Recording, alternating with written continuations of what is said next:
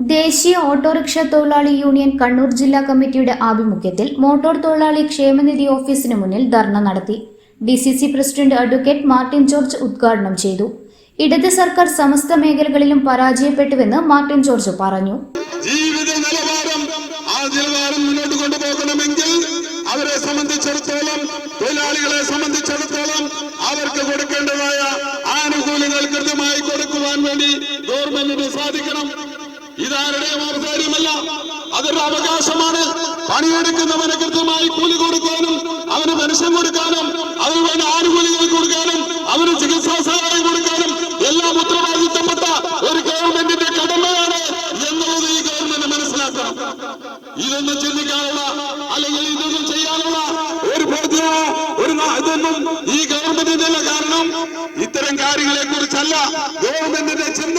Government എങ്ങനെ പണം അടിച്ചു മാറ്റാം എന്നുള്ള ഒരു ചിന്ത മാത്രമാണ് ഈ ഗവൺമെന്റിനുള്ളത് എന്ന് നമുക്ക് കാണാൻ വേണ്ടി സാധിക്കും.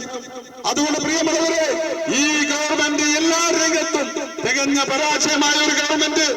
വിദ്യാഭ്യാസ രംഗത്ത് കുട്ടികൾക്ക് ഉച്ചഭക്ഷണം കൊടുക്കാൻ സാധിക്കാത്ത ഒരു ഗവൺമെന്റ്, ക്ഷേമ പെൻഷൻ കൊടുക്കാൻ സാധിക്കാത്ത ഒരു ഗവൺമെന്റ്, പാവപ്പെട്ട പെൻഷനേഴ്സിന് അവർക്ക് പെൻഷൻ കൊടുക്കാൻ പറ്റാത്ത ഒരു സാഹചര്യം ഉണ്ടാക്കിയ ഒരു ഗവൺമെന്റ്, ജീവനക്കാര് ശമ്പളം കൊടുക്കാൻ പറ്റാത്ത ഒരു സാഹചര്യം ഉണ്ടാക്കിയ ഗവൺമെന്റ്, കാർഷിക മേഖലയിലെ കാര്യം ഞാൻ പറയുകയില്ല, എല്ലാ സംസ്ഥാന മേഖലയിലും പരാജയപ്പെട്ട ഒരു ഗവൺമെന്റാണ്, തൊഴിലാളി വിരുദ്ധ ഗവൺമെന്റാണ് ഈ ഗവൺമെന്റ് എന്ന് സൂചിപ്പിക്കാൻ ആഗ്രഹിക്കുകയാണ്.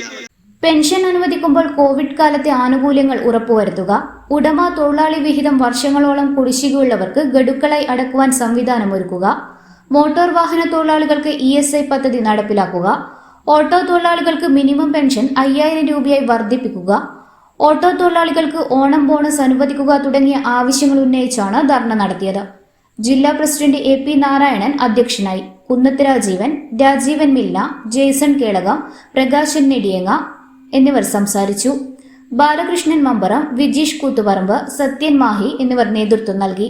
സുരേഷ് കാനായി സ്വാഗതവും ക്ഷേമനിധി ഉപദേശക സമിതി അംഗം KP ഗുരുദാസൻ നന്ദിയും പറഞ്ഞു. ഇന്നറിയാൻ ന്യൂസ് കേരള, കണ്ണൂർ.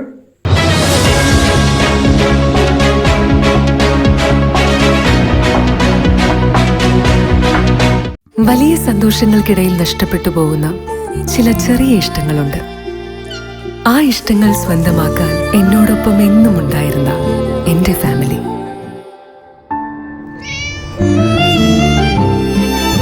എന്റെ ഇഷ്ടങ്ങൾ എന്റെ ഫാമിലിക്ക് അറിയാം. Family wedding centre.